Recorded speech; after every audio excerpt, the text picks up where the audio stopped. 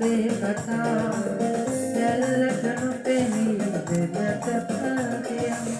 ඉදුරෙන් මොනයි අපේ කතා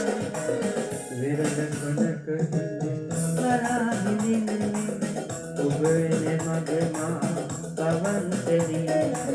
පෙරදිනක